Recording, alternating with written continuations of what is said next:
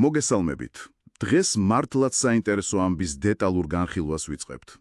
წარმოიდგინეთ, შოტლანდიის სანაპირო შორეული კლდოვანი კუნძულები, პლანანის კუნძულები.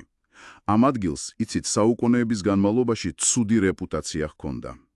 ზოგი იმასაც ამბობდა, რომ ეს არის ადგილი, რომელიც ცოცხლებისთვის არ არის განკუთვნილი. დიახ, ნამდვილად ასეა. და სწორედ აქ, ამ მისტიკით მოწულ ადგილას 1900 წლის დეკემბერში სამი შუქურის მეთვალყურე უკვალოდ გაუჩინარდა.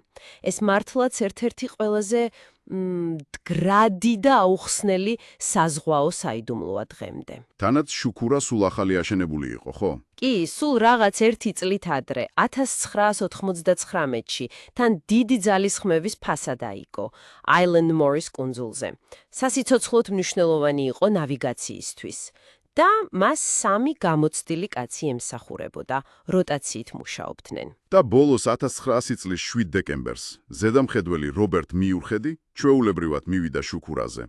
დატოვა იქ მორიგე ჯგუფი, ჯეიმს დუკატი, თომას მარშალი და დონალდ მაკართური. და ეს იყო ბოლოჯერ, როცა ისინი ვინმე მცოცხალი ნახა. ხო.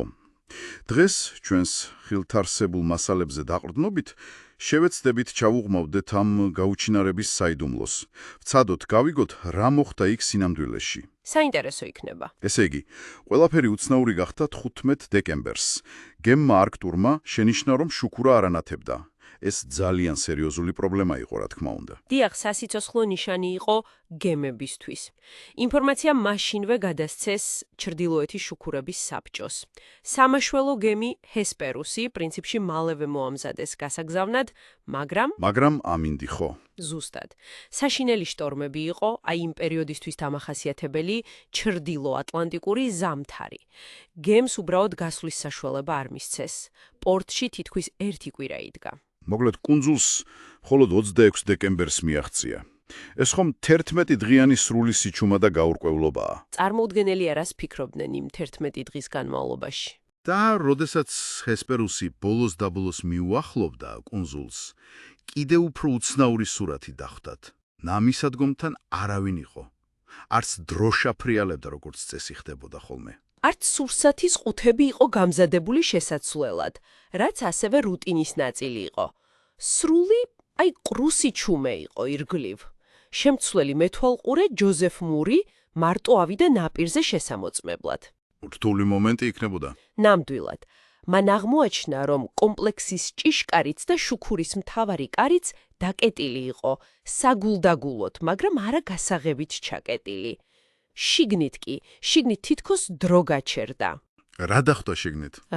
ლოგინები აულაგებელი იყო. ბუხარში ნაცარი სულცივი, ანუ ცეცხლი დიდი ხნის ჩამქრალი იყო, მაგრამ ამავდროულად ჭურჭელი გარეცხილი და თავის ადგილას ეწყო. საათები კი გაჩერებულიყო. სამზარეულოში ერთი სკამი იყო წაქცეული, თითქოს ვიღაც მოულოდნელად წამოვარდა.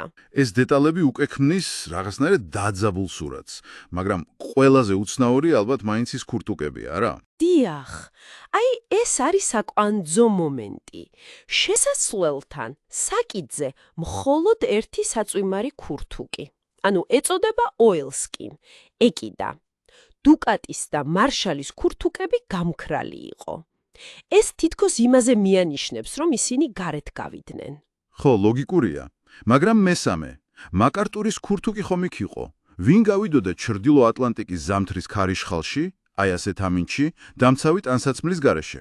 ეს უკვე ძალიან უცნაურია. სწორედ ეს კითხვა აჩენს პირველ დიდ ეჭვს ოფიციალურ ვერსიასთან დაკავშირებით. გარეთ დათვალიერებამ კი კიდევ უფრო დრამატული სურათი აჩვენა. განსაკუთრებით დასავლეთ ნაწილში, იქ სადაც ოკეანე პირდაპირ კლდეებს ეხეთქებოდა. რა აღმოაჩინეს? ნამდვილი ნგრევა. წარმოიდგინეთ, ზღვის დონიდან 39 მეტრის სიმაღლეზე, საკმაოდ მაღლა, იდგა დიდი რკინის ყუთი, სადაც აღჭურვილობას ინახავდნენ. ეს ყუთი სულ დალეწილი იყო, შიგთავსი კი ირგვლივ მიმოფანტული. 39 მეტრზე. ეს ხომ წარმოუდგენელი სიმაღლეა ტალღისთვის. დიახ. და იქვე ბილიკის რკინის მოაჯირები დაგრეხილი, დეფორმირებული იყო. ლითონის რელსები კი, რომლებიცაც მომარაგება ამოჰქონდათ ხოლმე, ადგილიდან იყო მოგლეჯილი. მაგრამ ყველაზე, შოკის მომგვრელი ალბათ მაინც ის ქვაა, ლოდი, რომელიც ტონაზე მეტს იწონიდა და რომელიც 10 წლეულები იდო ერთ ადგილას. და ახლა გადაადგილებული იყო, ამას რა ძალა შეძლებდა ადამიანის გარდა? მხოლოდ რაღაც წარმოუდგენელი ბუნებრივი ძალა. მაგალითად, მოულოდნელი, მართლად გიგანტური ტალღა, rogue wave, როგორც უწოდებენ. კლდის კიდე კი 60 მეტრის სიმაღლეზე ჩანდა ჩამომგრეული და დაზიანებული. წარმოუდგენელი სტიქია. და ამ ფონზე კიდევ უფრო უცნაურად ჩენს შუქურის ჟურნალი, ბოლოს ჩანაწერი 15 დეკემბრის დილის 9 საათითაა დათარიღებული. და რა ეწერა იქ? რამე უშუალო? არაფერი, აბსოლუტურად რუტინული ჩანაწერებია. ამინდის აღწერა, ჩვეული სამუშაოების შესრულება. არანაირი ნიშანი პანიკის, ან შიშის, ან რაიმე კონფლიქტის, თითქოს ჩვეულებრივი მშვიდი დილა იყო, რომელიც უბრალოდ შეწყდა. ესე იგი, გვაქვს საშინელი ნგრევა გარეთ და სრული სიმშვიდე ჟურნალში, ბოლო მომენტამდე. ოფიციალური გამოძიება რას ამბობს? რა დასკვნა დადეს? ჩრდილოეთის შუქურების საბჭომ, რა თქმა უნდა, გამოძიება ჩაატარა. მათი დასკვნა ერთი შეხედვით ლოგიკური იყო. უბედური შემთხვევა შტორმის დროს. ანუ, ივარაუდეს, რომ დუკატი და მარშალი გავიდნენ დასავლეთ ნაწილში, იმ დაზიანებულ ადგილას რაღაცის შესამოწმებლად, ან დასამაგრებლად. დიახ, და ამ ვერსიით მესამე მაკარტური, რომელიც წესით შიგნით უნდა ყოფილიყო, შესაძლოა დაინახა მომახლოებელი გიგანტური ტალღა გარეთ გავარდა კოლეგების გასაფრთხილებლად. და ამიტომ დარჩა მისი ქურთუკი შიგნით? ზუსტად, მაგრამ უკვე გვიანი იყო და ტალღამ სამიმე თან წაიღო. ეს თეორია, პრინციპში, ხსნის გარეთ არსებულ ზიანს და ორ დაკარგულ საწვიმარს. კი, მაგრამ აქ იწყება ის მაგრამები, ხო? კითხები, რომლებიც ამ ვერსიას მაინც საეჭოს ხდის. პირველი, რატომ იყო კარი და ჭიშკარი ასე საგულდაგულოდ დაკეტილი? პანიკაში გარბი ხარ და კარს კეტავ. რაღაცნაირად არ ჯდება. მართალია. და მეორე, კიდევ უფრო მნიშვნელოვანი პროტოკოლის დარღვევა. წესებით, შუქურაზე ყოველთვის ნებისმიერ დროს ერთი კაცი მაინც უნდა დარჩენილიყო. ეს იყო ოქროს წესი. რატომ დატოვებდა სამივე თან გამოცდილი მეთვალყურე პოსტს ერთდროულად მით უმეტეს ასეთ ამინდში? ეს მართლა გაუგებარია. და ბოლოს, ალბათ ყველაზე მთავარი კითხვა. სად არიან ცხედრები? იმ წყლებში, როგორც წესი, ტალღებს დაღუპულთა სხეულები ნაპირზე გამოაქვს ხოლმე, რამდენიმე დღეში ან კვირაში.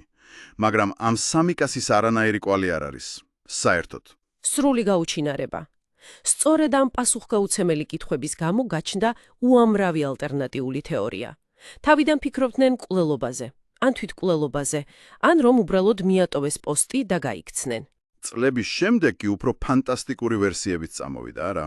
დიახ, რაც დრო გადიოდა მით უფრო მეტი. უცხოელი ჯაშუშების მიერ გატაცება, რაღაც ზღვის ურჩხული, მოჩვენება გემი, უცხო პლანეტელებიც კი ახსენეს.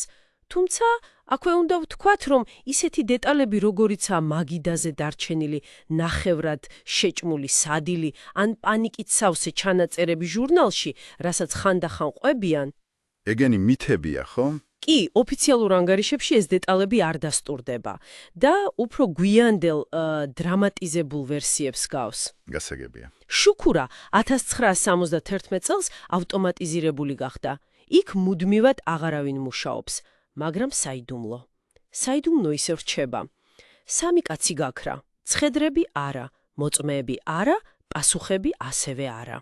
და საუკუნეზე მეტია ეს ისტორია მაინც გვაინტრიგებს და არ გვასვენებს. თქვენ შეგიძლიათ დაფიქრდეთ ძვირფასო მსმენელებო, რა არის ამ ამბავში ისეთი, რაც ასე გვიზიდავს? იქნებ ეს უბრალოდ ბუნების იმ შემაძრწუნებელი, არაპროგნოზირებადი ძალის შეხსენება, რომლის წინაშეც ადამიანი უძლურია. ანიფნებ ეს ჩვენი შინაგანი, დაუოკებელი სურვილია, რომ ვიპოვოთ ახსნა, ლოგიკა, თუნდაც იქ, სადაც ის შესაძლოა უბრალოდ არ არსებობს.